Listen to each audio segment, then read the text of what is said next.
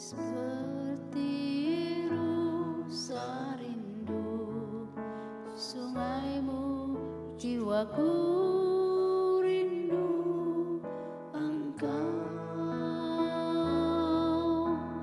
Kaulah Tuhan hasrat hatiku, ku rindu menyembahmu.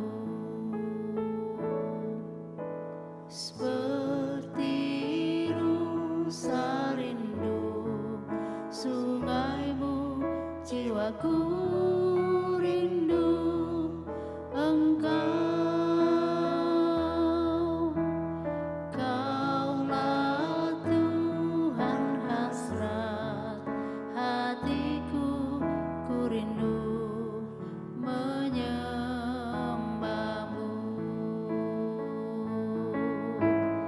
Engkau kekuatan dan perisaiku, kepadamu rohku berserah. Kaulah Tuhan hasrat hatiku, ku rindu menyembahmu.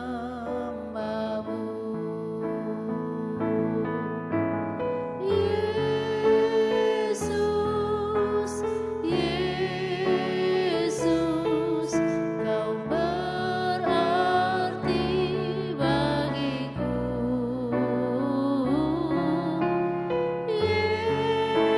Yesus, Yesus, kau segalanya bagiku.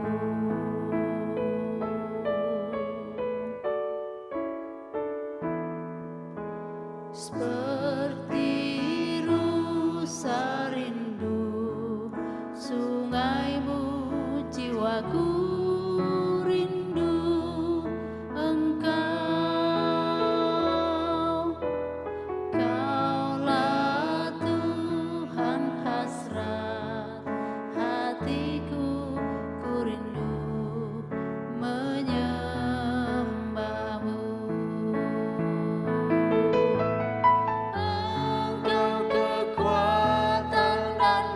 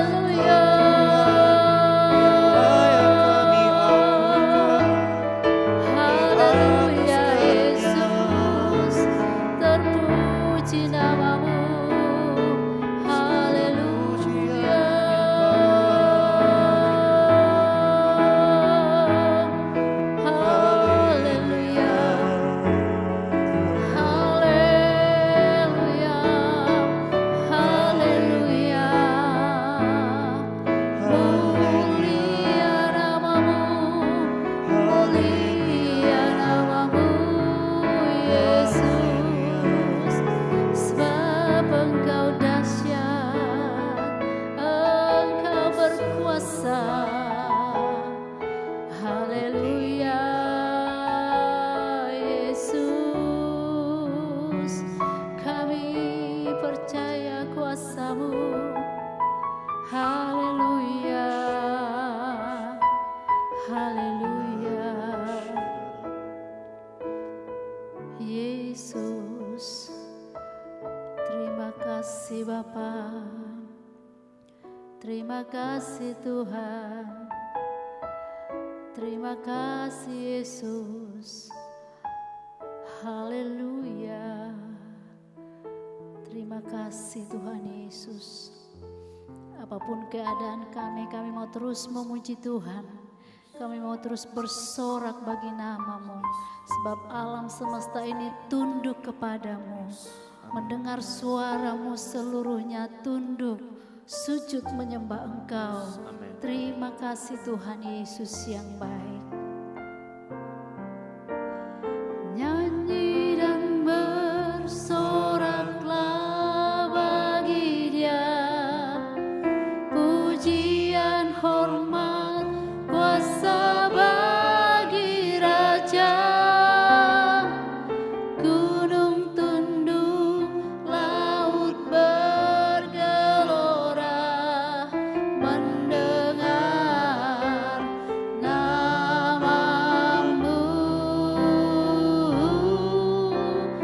Ku bersuka atas perbuatan-Mu, selamanya ku kasihi Engkau Tuhan.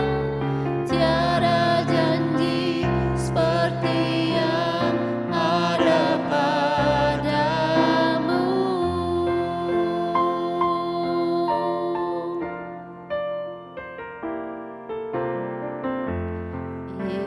Yesusku, penyelamatku, tiada yang seperti Engkau.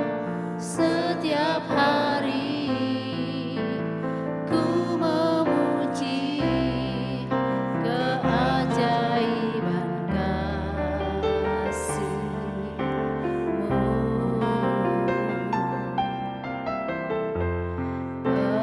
Penghibur, menara kekuatan, biarlah semua yang bernafas tak berhenti menyembah-Mu. Nyanyi dan bersoraklah bagi Dia, pujian, hormat, kuasa bagi Raja. Gunung tunduk, laut bergelora, mendengar nama-Mu. Ku bersuka atas perbuatan-Mu, selamanya ku kasihi Engkau Tuhan. Tiada janji seperti yang ada padamu.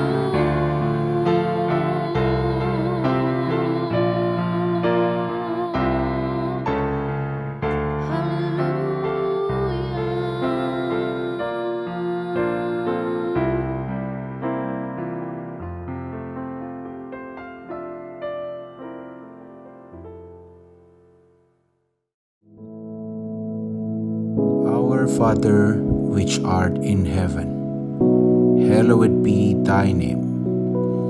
Thy kingdom come, thy will be done in earth as it is in heaven. Give us this day our daily bread, and forgive us our debts, as we forgive our debtors.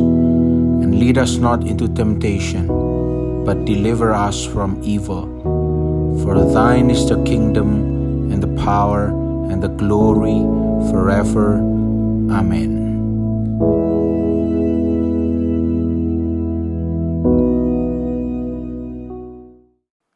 Shalom, jemaat terkasih, dimanapun engkau berada saat ini kita mau siapkan hati kita untuk dengar firman Tuhan. Terlebih dahulu mari kita berdoa. Bapa yang baik yang kami sembah di dalam nama Yesus, saat ini Tuhan kami mau duduk diam untuk mendengarkan firman-Mu. Kami tahu firman-Mu lah yang sanggup menuntun setiap langkah hidup kami. Sehingga hidup kami tidak turun, hidup kami naik, hidup kami tidak menjadi ekor tetapi menjadi kepala. Kami siapkan hati dan pikiran kami dan kami tahu Tuhan firman-Mu iya dan amin. Dalam nama Yesus, haleluya, amin. Shalom Bapak Ibu. Ya, saat ini kita akan kembali merenungkan firman Tuhan. Mari kita buka di dalam Injil Lukas pasal yang ke-14 ayat 1 sampai ayat ke-6 saya akan bacakan buat Bapak Ibu Saudara. Pada suatu hari Sabat Yesus datang ke rumah salah seorang pemimpin dari orang-orang Farisi untuk makan di situ. Semua yang hadir mengamat-ngamati dia dengan saksama. Tiba-tiba datanglah seorang yang sakit busung air berdiri di hadapannya. Lalu Yesus berkata kepada ahli-ahli Taurat dan orang-orang Farisi, katanya, diperbolehkan menyembuhkan orang pada hari Sabat atau tidak? Mereka itu diam semua, lalu ia memegang tangan orang sakit itu dan menyembuhkannya dan menyuruhnya pergi. Kemudian ia berkata kepada mereka, siapakah di antara kamu yang tidak segera menarik keluar anaknya atau lembunya kalau terpelosok ke dalam sebuah sumur, meskipun pada hari Sabat? Mereka tidak sanggup membantahnya. Yang percaya firman Tuhan katakan amin. Tema yang akan saya bawakan pagi ini adalah kasih Tuhan harus di atas peraturan. Kasih Tuhan harus di atas peraturan. Kalau kita baca kisah ini, sepertinya perbuatan ini sangat konyol yang dilakukan oleh Tuhan Yesus. Kenapa saya katakan sangat konyol? Karena kalau kita baca Alkitab dengan teliti, orang-orang Farisi itu tidak suka terhadap Yesus. Di mana-mana selalu mencari kesalahan daripada Tuhan Yesus. Dan Tuhan Yesus sendiri juga mengecam orang Farisi dan ahli Taurat. Kalau Bapak Ibu Saudara baca di dalam Matius pasal 23, di sana banyak sekali Tuhan Yesus mengecam orang Farisi dan ahli Taurat. Dikatakan, celakalah kamu, hai ahli-ahli Taurat dan orang Farisi, hai kamu orang-orang munafik. Lah kenapa Tuhan Yesus sampai mau makan di rumah orang Farisi? Kalaupun yang diundang sangat-sangatlah berbahaya bagi Tuhan Yesus kalau datang ke tempat mereka. Saya pastikan kalau Tuhan mau datang di rumah orang Farisi untuk makan bersama-sama, saya pastikan ada satu tujuan yang sangat mulia yang nanti kita akan sama-sama pelajari. Lalu kenapa ya orang-orang Farisi itu tidak suka sama Tuhan Yesus? Karena Tuhan Yesus sangat menentang orang Farisi dan Taurat. Ya. Pengajarannya sangat Tuhan tentang. Nah, Tuhan menerobos segala tradisi orang Yahudi dan hukum Taurat. Dan dia menyatakan kasih yang luar biasa dalam kehidupan saat itu. Hari ini kita sama-sama belajar supaya jangan sampai peraturan itu menghalangi kasih Tuhan. Justru lewat kasih Tuhanlah orang harus mengikuti aturan atau pengajaran. Realita yang sering kali kita hadapi dalam kehidupan ya. Kejadian 14 tahun yang lalu, saya mau cerita sedikit ya. Anak cucu keponakan saya itu kesedek makanan ya. Dan terpak itu umur masih itu baby ya. Kami harus larikan ke rumah sakit ya. Dan ternyata sampai di rumah sakit ya. Bukan anak itu ditolong dulu, tetapi harus menyelesaikan ya, mengisi form administrasi dan sebagainya. Ya. Saya mau katakan ini berbicara aturan di dunia medis ya. Ini peraturan di atas kasih. Hari ini ya, di tengah situasi bangsa yang tidak baik, COVID-19 begitu menyedot energi banyak orang. Orang-orang itu tidak terlalu butuh dengan namanya pengajaran atau peraturan. Tetapi mereka membutuhkan sentuhan tangan orang-orang yang bisa menyatakan kasih Tuhan. Mari hari ini kita sama-sama belajar. Bagaimana supaya peraturan tidak melampaui kasih Tuhan. Kasih Tuhan harus di atas peraturan. Kita kembali ke Injil Lukas pasal yang ke-14 ayat yang pertama. Mari kita sama-sama lihat. Injil Lukas pasal yang ke-14 ayat pertama berkata demikian. Pada suatu hari Sabat Yesus datang ke rumah salah seorang pemimpin dari orang-orang Farisi untuk makan di situ. Semua yang hadir mengamati dia dengan saksama. Secara logika kalau Tuhan Yesus datang ke rumah orang Farisi sangat berbahaya karena Tuhan Yesus masuk ke sarang mereka. Sewaktu-waktu mereka bisa berbuat jahat terhadap Tuhan Yesus. Karena mereka sangat terganggu dengan pengajaran Tuhan Yesus yang dianggap sebagai sekte yang sesat. Mereka mengundang Tuhan Yesus bukan melakukan dengan kemurnian hati mereka, tetapi mereka sudah mengumpulkan orang-orang untuk mencari kesalahan daripada Tuhan Yesus. Maka ya di ayat 1b perhatikan baik-baik. Semua yang hadir itu mengamati dia dengan saksama. Yesus tahu enggak bahwa mereka itu ya demikian. Ingin mencari kesalahan Tuhan Yesus. Saya katakan Tuhan itu sangat tahu. Kenapa Yesus mau memenuhi undangan mereka? Coba lihat kita ya di Injil Lukas pasal yang ke-6 ayat 27. Kenapa Tuhan mau memenuhi undang mereka? Kita lihat sebentar Injil Lukas pasal 6 ayat 27. Tetapi kepada kamu yang mendengarkan Aku berkata, kasihi musuhmu, berbuatlah baik kepada orang-orang yang membenci kamu. Yang pertama, ya, bagaimana kasih bisa di atas peraturan? Ya. Ini teladan yang Tuhan berikan kepada setiap kita. Jangan pernah memusuhi orang-orang yang memusuhi kita. Sebaliknya, kita harus menyatakan kasih Tuhan kepada mereka. Yang setuju dengan saya katakan amin.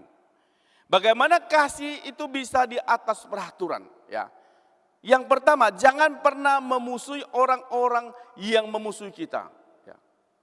Kita tidak bisa melarang orang lain itu membenci kita, tidak suka dengan kita. Tapi sikap hati kita, jangan sebaliknya kita juga sama melakukan hal yang sama. Ya. Tetapi sebaliknya harus kita menyatakan kasih Tuhan kepada mereka. Amin. Itu yang pertama yang saya bagikan. Yang kedua, bagaimana kasih bisa di atas peraturan? Ya. Kita kembali lagi ke Injil Lukas ya. Injil Lukas pasal yang ke-14 ya. Injil Lukas pasal yang ayat yang pertama ya tadi ya, yang kedua. Injil Lukas pasal yang 14 ayat kedua.